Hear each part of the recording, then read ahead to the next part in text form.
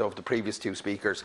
Can I say, Minister, just in regard to community employment schemes, I welcome the call which both yourself and Minister O'Brien had this week with them. I got huge positive feedback from them. I think they felt heard.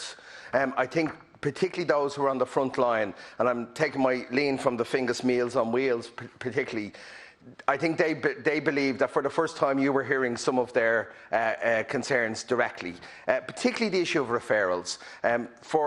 We've 13 vacancies in the Fingers Meals on Wheels services, providing meals every day throughout the pandemic when they could, and yet they haven't received a referral from the Department of Social Protection in more than 3 years. So clearly there's a need for vacancies, and they're not being sent to them. But there's a broader point, Minister, which I've made to you several times, about the need to recognise these type of CE schemes as being more than just a training opportunity. They are providing a frontline service, supporting people's health, supporting people at home, and they're not just a training scheme that your department funds them solely for. So I'd ask you, first of all, Minister, what the outcomes of that call are and what actions you intend to take, and secondly, in regard to liaising with Minister Donnelly and the Department of Health, what extra additional measures do you think you can bring to those CE schemes that provide so much more than just a training opportunity?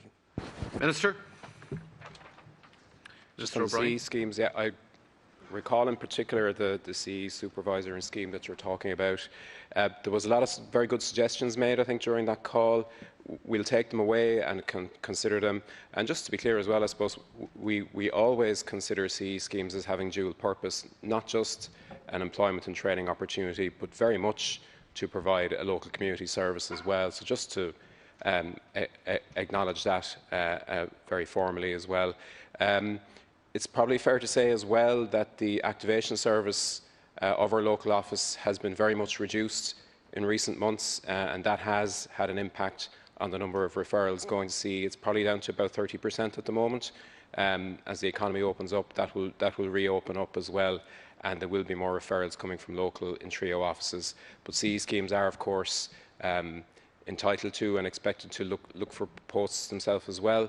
But I acknowledge that they're kind of working with one arm tied behind their back with the in-trio capacity reduced in the last few months. But that will be ramping up as time goes on and the economy reopens.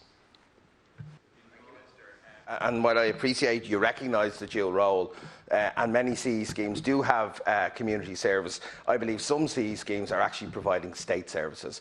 Meals on Wheels service is not equivalent to a CE scheme in a football or in a GAA club, or a CE scheme in a community hall. This is and should be a direct frontline service which is provided by the state, and in many ways we're exploiting people who are on a training opportunity. Now, I'm a former TUS supervisor, so I don't use that word exploit easily, because it's hugely valuable for everybody that's on a TUS or a CE scheme. But we have to make sure that we provide additional supports from health to ensure that it's not only is the role recognised, but it's supported financially as well.